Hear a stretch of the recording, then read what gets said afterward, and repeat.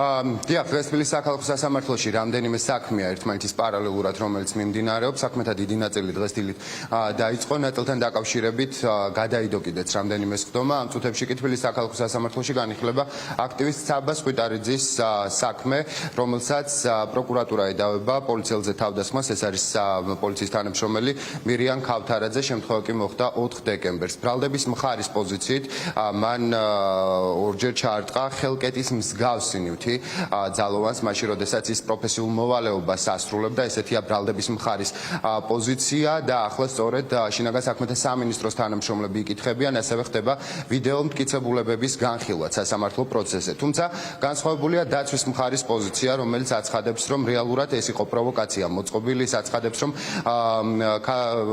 თავისუფლების მოედანზე განვითარებულ მოვლენებში ძნელი ამოსაცნობი იყო რეალურად, ვინ იყო სამართალდამცავი იქ და აცხადებს, რომ საბა სხვითარიძე იმყოფებოდა მოგერიების წინაშე, აღნიშნავს ასევე იმასაც, რომ არ არსებობს არანაირი მტკიცებულება მის წინააღმდეგ. მსგავსია სხვითარიძის ოჯახის წევრების პოზიციაც, რომლებიც აცხადებენ, რომ რეალურად ის იყო სამიზნე ძალოვანი უწყების მხრიდან. რაც შეეხება საქმის პროკურორს, პროცესის დაწყებამდე მას მედიასთან კომენტარი არ გაუკეთებია.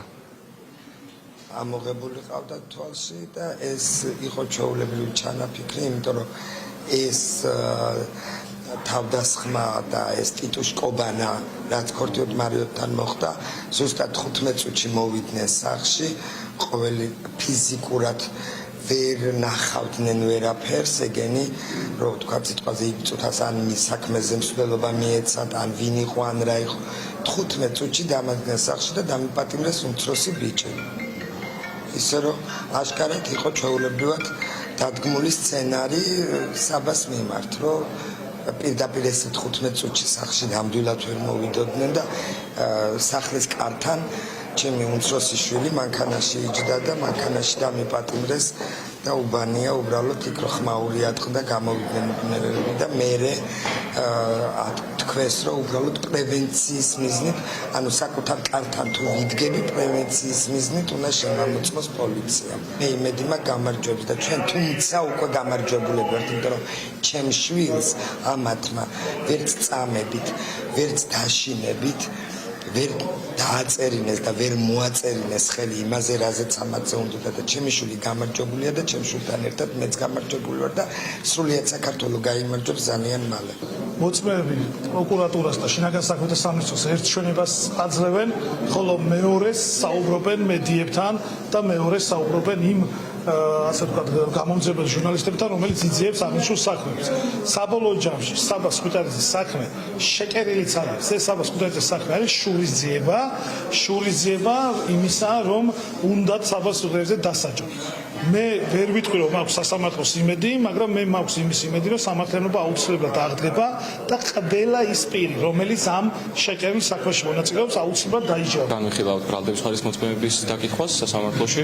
მოლოდინი გვაქვს რომ მოვლენ პოლიციის თანამშრომლები, ჩვენ დავუსვამთ ყველა იმ მნიშვნელოვან შეკითხვას, რომელიც აქამდე დასმული იყო ამ სასამართლოზე. მე არანაირი შეკითხვა აღარ მექნებოდა იმ პოლიციელების დაკითხვის მერე სხვა პოლიციელებთან, საერთოდ ბრალდების მხარეს რომ მოეცნა ეს მოწმეები. ჩვენ გვაქვს საკმარისი მოწმეები, ჩვენ გვაქვს ჩვენი მტკიცებულებები და უბრალოდ ბრალდების მხარის მოწმეების სრულჩვენებებზე სასამართლომ არ უნდა მიიღოს გადაწყვეტილება. დანარჩენი დაგველოდოს მოსამართლე, დაელოდოს ჩვენს მოწმეებს და ყველაფერი იქნება ისე, როგორც ჩვენ ვამბობდით. საინტერესოა მართლაც საბა სხვითარიძის პროცესი გამომდინარე იქედან, რომ უშუალოდ ვიდეო მტკიცებულებების განხილვა ამ შემთხვევაში ხდება უკვე მოწმის სტატუსით გამოკითხული პოლიციელების მხრიდან. აქ არის მნიშვნელოვანი ის თუ რა კითხვები ექნება როგორც დაცვის, ასევე ბრალდების მხარეს და ბუნებრივია, როგორც ჩვენ გვაქვს ინფორმაცია, თავად საბა სხვითარიძეც აპირებს, რომ კიდევ ერთხელ დააფიქსიროს პოზიცია ამ საქმესთან დაკავშირებით, ამ კონკრეტულ ეპიზოდზე.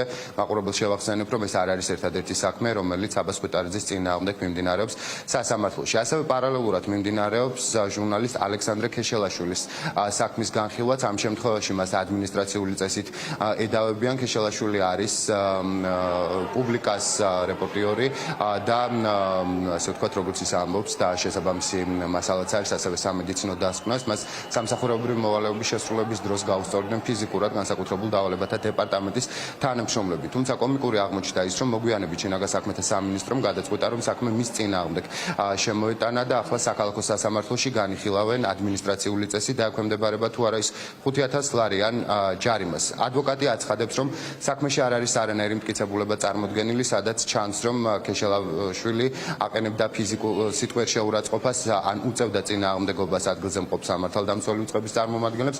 ასევე აცხადებს, რომ პროცესზე არ წარმოადგინეს ის პოლიციელები, ვინც წესით არიან დამკავებლები ქეშელაშვილის.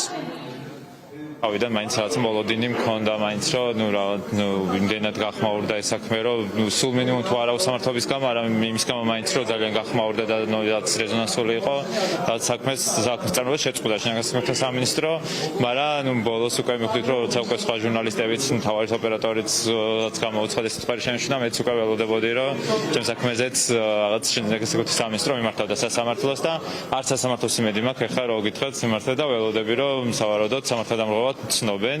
რა თქმა უნდა, მაინც რაღაც თეორიული მეც დავიტოვებდი, რომ სამართლიანობა იქნება დაცული, მაგრამ არ მაქვს ამისი მოლოდინი და იმედი.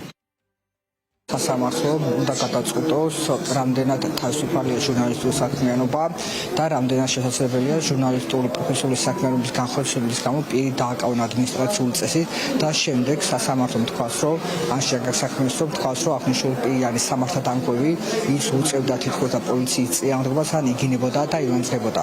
სასამართლოში წარმოდგენილი იყო საკმაოდ მყარი მტკიცებულებები, როგორც ვიდეო მასალა, ასე მატერიალური მასალები, რომელთაც დასტურდება, რომ ალექსანდრე მაგ დროს ახორციელდა ჟურნალისტურ საქმიანობას და შესაბამისად დღეს სასამართლომ უნდა შეწყვიტოს მის მიმართ ადმინისტრაციული წარმოება წინააღმდეგ შემთხვევაში, როგორც გამარტეთ, ეს იქნება ჟურნალისტური საქმიანობისთვის ხელი შეშლა. ასევე საქალაქო სასამართლოში მიმდინარეობდა ანზორ კვარაცხელია სასამართლო პროცესი, რომელსაც გამოძიება ედავება მოლოტოვის კოქტეილის დამზადებასა და სროლას რუსთაველის გამზირზე. საქმის პროკურორი აცხადებს, რომ არსებობს საქმეში არაერთი მტკიცებულება. დღეს ამავე საქმეზე გამოკითხეს ერთ-ერთი პოლიციელი, ასევე ექსპერტი. ადვოკატები აფასებენ, რომ ამ მოწმეებს არ მიუციათ ისეთი ღირებული ჩვენება საქმისთვის, თუმცა პროკურორი ამბობს, რომ ეს საერთო ჯამში ერთობლიობა საქმეში ადასტურებს საქართველოს პროკურატურის პოზიციას, რომ კვარაცხელიამ ჩაიდინა კანონდარღვევითი ქმედება, თავად ბრალდებული ამ დრომდე დუმილის უფლებას იყენებს.